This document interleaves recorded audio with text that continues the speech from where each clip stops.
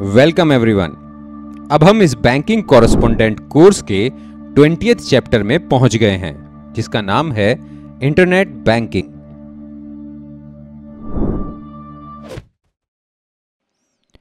इस चैप्टर के एंड होने तक आप सीख सकेंगे कि इंटरनेट बैंकिंग क्या है और कितने टाइप की होती है, इंटरनेट बैंकिंग के फीचर्स क्या क्या हैं, इंटरनेट बैंकिंग को एक्टिवेट कैसे करते हैं, और हम सीखेंगे कि इंटरनेट बैंकिंग के एडवांटेजेस और डिसएडवांटेजेस क्या क्या हैं।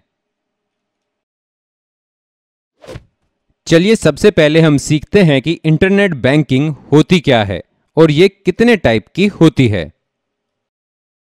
इंटरनेट के द्वारा किए गए फाइनेंशियल ट्रांजैक्शन के प्रोसेस को इंटरनेट बैंकिंग कहते हैं। इसको ऑनलाइन बैंकिंग भी कहा जाता है। किसी भी यूजर के पास जो इंटरनेट बैंकिंग यूज करता है, उसके पास फुल फ्रीडम होती है to execute fund transfer, online shopping, bill payment जैसी दूसरी चीजें भी। अगर कोई यूजर इंटरनेट बैंकिंग को यूज कर रहा है तो उसे बैंक विजिट करने की जरूरत नहीं पड़ती है। बैंक्स, फाइनेंशियल एंटरप्राइजेज और फंड हाउसेस भी अपनी सर्विसेज की मार्केटिंग और प्रमोशन के लिए इंटरनेट बैंकिंग को यूज करते हैं, क्योंकि आज के समय में internet is one of the best way to reach out maximum clients. Internet banking, also known as net banking और online banking, is an electronic payment system that enables the customer of a bank or a financial institution to make financial or non-financial transactions online via the internet. This service gives online access to almost every banking service traditionally available through a local branch, including fund transfers, deposits, and online bill payments to the customers. Internet banking can be accessed by an individual who has registered for online banking at the bank, having an active bank account, or any financial institution. After registering for online banking facilities, a customer need not visit the bank every time he or she wants to avail a banking service. It is not just convenient but also a secure method of banking. Net banking portals are secured by unique user or customer IDs and passwords. आइए अब नजर डालते हैं कि internet banking के क्या क्या features हैं और देखते हैं कि कोई इंडिविजुअल इंटरनेट बैंकिंग को यूज करके क्या क्या चीजें एग्जीक्यूट कर सकता है। वो अपने अकाउंट पर हुई ट्रांजैक्शन की जानकारी देख सकता है और अकाउंट हिस्ट्री भी चेक कर सकता है। वो अपना इलेक्ट्रिसिटी और पानी का बिल भी पे कर सकता है और किसी दूसरे अकाउंट में पैसे ट्रांसफर कर सकता है। ई स्टेटमेंट भी डाउनलोड कर सकता है और अकाउंट में पेमेंट के रिगार्डिंग अलर्ट और रिमाइंडर भी सेट कर सकता है। और हां, ऑनलाइन शॉपिंग भी कर सकता है। प्रोसेस किए हुए चेक्स की इमेज देख सकता है और रिपोर्ट भी जनरेट कर सकता है। इंटरनेट बैंकिंग को यूज करके कोई भी इंडिविजुअल अपनी कंप्लीट फाइनेंशियल प्लानिंग को प्रोसेस कर सकता है और कई बैंक इंटरनेट बैंकिंग को यूज करने पर कैशबैक जैसे रिवॉर्ड्स भी ऑफर करते हैं।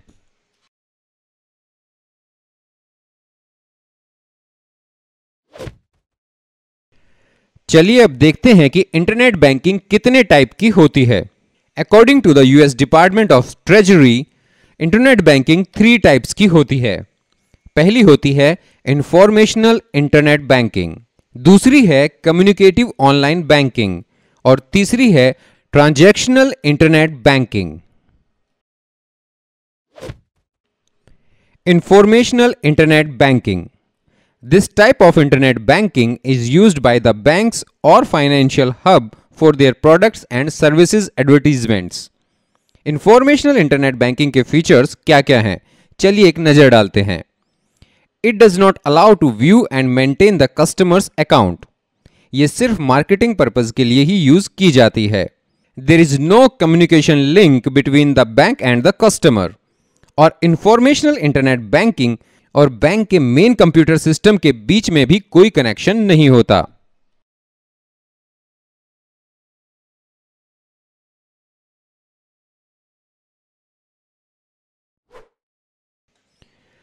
Communicative online banking, this type of internet banking is mainly used by banks and financial hub, ताकि वो अपने इन्वेस्टर या कस्टमर्स के साथ कम्युनिकेट कर सकें। चलिए अब कम्युनिकेटिव इंटरनेट बैंकिंग के फीचर्स पर एक नजर डालते हैं। It is generally used for some interactions जैसे कि account inquiry, loan details etcetera. One can also get the new account updates and balance details through communicative online banking. In communicative internet banking, there is a communication link between the bank and the customer.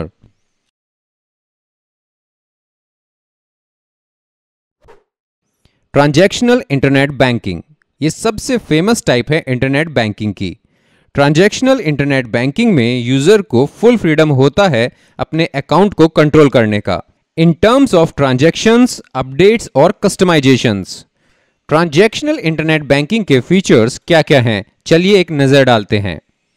Transactional internet banking को use करके कोई भी individual अपने bank account में पैसे receive कर सकता है और अपने अकाउंट से पैसे ट्रांसफर भी कर सकता है, अपनी प्रोफाइल अपडेट कर सकता है और ऑनलाइन पेमेंट भी कर सकता है।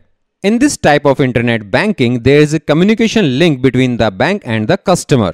जब भी आप इंटरनेट बैंकिंग यूज करते हैं तो बैंक के मेन सिस्टम से आपके सिस्टम के बीच में जो कनेक्शन एस्टैब्लिश होता है वो एक सिक्योर कनेक्शन होता है, क्योंकि इसमें कस्टमर की मनी डायरेक्टली इन्वॉल्व होती है।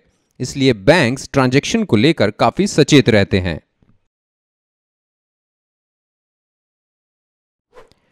चलिए अब समझते हैं कि इंटरनेट बैंकिंग को एक्टिवेट या रजिस्टर कैसे किया जाता है। कोई भी इंडिविजुअल जिसका बैंक अकाउंट ओपन हो चुका हो वो नेट बैंकिंग फैसिलिटी के लिए सेल्फ रजिस्ट्रेशन करवा सकता है। इंटरनेट बैंकिंग के एक्टिवेशन के प्रोसेस को समझने के लिए हम स्टेट बैंक ऑफ इंडिया यानी कि एसबीआई का एग्जाम्पल लेते हैं, क्योंकि सारे बैंक का इंटरनेट बैंकिंग एक्टिवेट करने का प्रोसेस ऑलमोस्ट सेम ही है। सबसे पहले हमें क्या करना होगा, हमें मेन बैंक के होम पेज पर जाना होगा। इन केस ऑफ एसबीआई हमें स्टेट बैंक ऑफ इंडिया की नेट बैंकिंग के होम पेज में जाना होगा।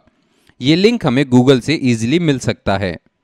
इसके बाद हम न्यू यूजर रजिस्ट्रेशन और एक्टिवेशन लिंक पर क्लिक करेंगे।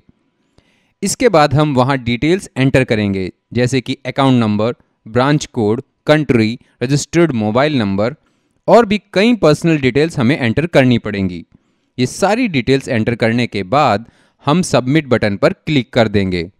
इसके बाद हमारे रजिस्टर्ड मोबाइल नंबर पर एक ओटीपी यानी कि वन टाइम पासवर्ड रिसीव होगा। इस स्टेप पर हो सकता है आपको अपना एटीएम या डेबिट कार्ड भी यूज करना पड़े। इसके बाद आपको एक टेम्परेरी यूजर नेम मिलेगा और एक लॉगिन पासवर्ड आपके रजिस्टर्ड मोबाइल नंबर पर रिसीव होगा। आप इस टेम्परेरी आईडी एंड पासवर्ड के थ्रू लॉगिन कर सकते हैं। एक बार लॉगिन करने के बाद आप अपना user name and password change कर सकते हैं। एसबीआई के केस में आपको दो तरह के पासवर्ड सेट करने पड़ेंगे। पहला है प्रोफाइल पासवर्ड, जिसके थ्रू आप अपने अकाउंट की सारी डिटेल्स चेक कर सकते हैं, और दूसरा होगा ट्रांजैक्शनल पासवर्ड, जिसके थ्रू आप कोई भी ट्रांजैक्शन यानी कि फंड ट्रांसफर एटसेट्रा कर सकोगे। इसके अलावा कई बैंक्स अकाउंट ओपनिंग किट के साथ नेट बैंकिंग पिन भी इशू करते हैं। अगर आपके पास नेट बैंकिंग पिन है तो आपका प्रोसेस और भी सिंपल हो जाएगा।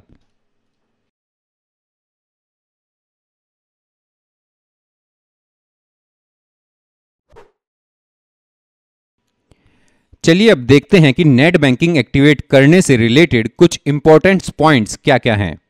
अगर किसी भी इंडिविजुअल के पास एटीएम कार्ड नहीं है तो उसकी बैंक ब्रांच उस इंडिविजुअल के लिए रजिस्ट्रेशन प्रोसेस को कंप्लीट करेगी। The net banking password should be of 8 characters long and combination of upper and lower case letters, at least one number and one special character. An individual can process for self-registration of net banking facility. For example, in case of single account holders with SBI ATM card, अगर किसी का joint account है तो उस individual को bank में contact करना पड़ेगा अगर उसे नेट बैंकिंग एक्टिवेट करवाना है। आइए अब समझते हैं कि नेट बैंकिंग एक्टिवेशन से रिलेटेड क्या क्या इंस्ट्रक्शंस हमें ध्यान में रखनी है और क्या क्या सेफ्टी और प्रिकॉशंस हमें रखनी पड़ेंगी। सबसे पहले नेट बैंकिंग एक्टिवेट करते टाइम आपको अपना एटीएम कार्ड अपने पास रखना है।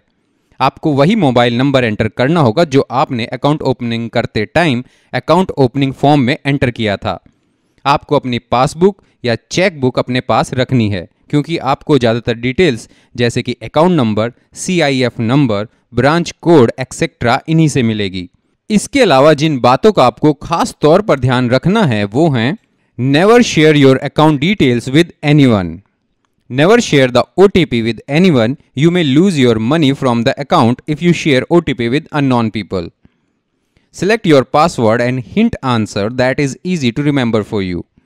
In case of any doubt, directly approach the bank branch where you have opened the account. Never share to anyone about bank details or net banking user ID, password or OTP over phone or email.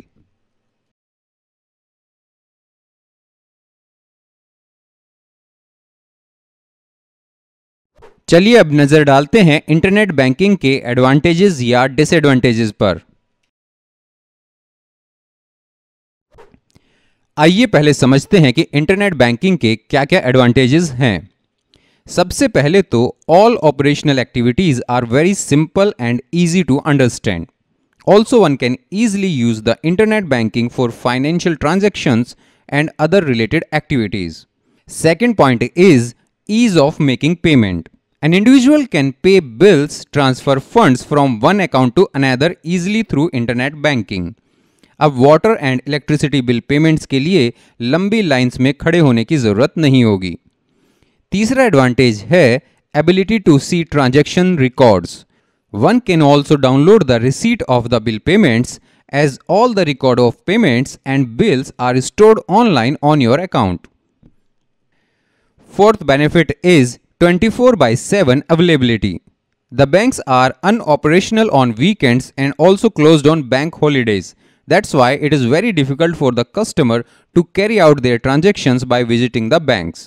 So, internet bank facility helps the individual to carry out all the financial deeds as the internet banking facility is available 24/7. Fifth point is internet banking is time saving as well as efficient. Internet banking सिर्फ fast ही नहीं बहुत efficient भी है, क्योंकि कोई भी individual internet banking को use करके अपने फाइनेंशियल ट्रांजैक्शन कुछ ही मिनटों में कर सकता है। इंटरनेट बैंकिंग को यूज करके आप fund transfer, account opening and bill payment जैसे काम कुछ मिनटों में ही कर सकते हैं। Sixth advantage is account activity trekking. The most important benefit of internet banking is account activity trekking through which one can track account transactions and balance at any time. Any illegal transactions or discrepancy can be immediately tracked and reported to the bank, and allowing you to keep your money safe.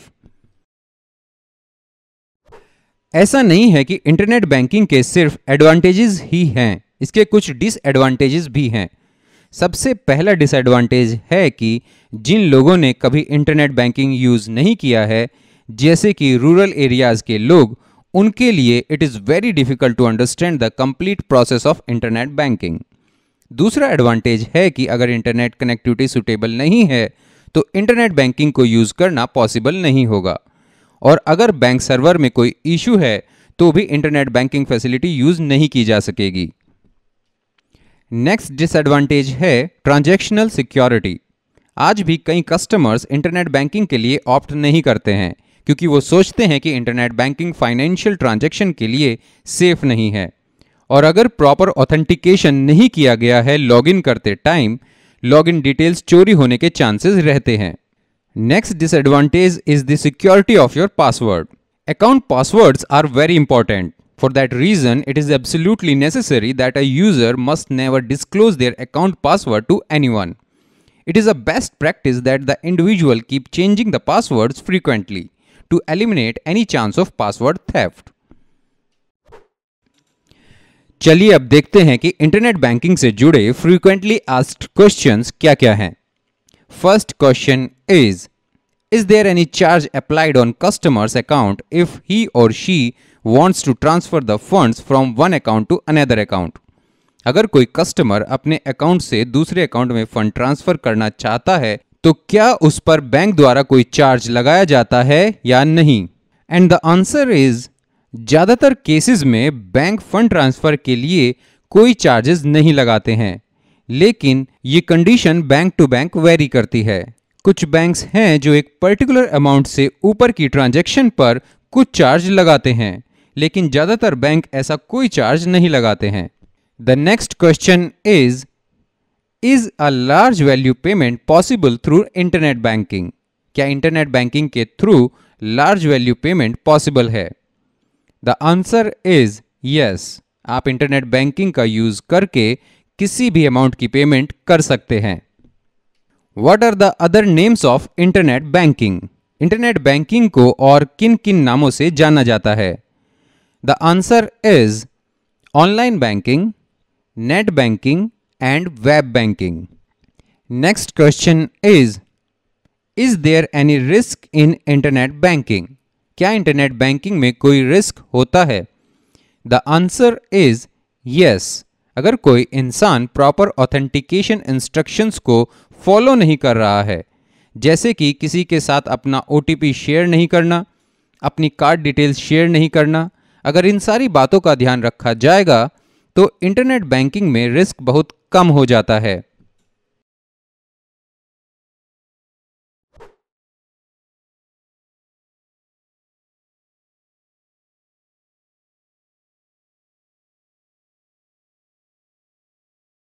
इस chapter में बस इतना ही। Thank you so much for your time and patience. We will meet again in the next chapter.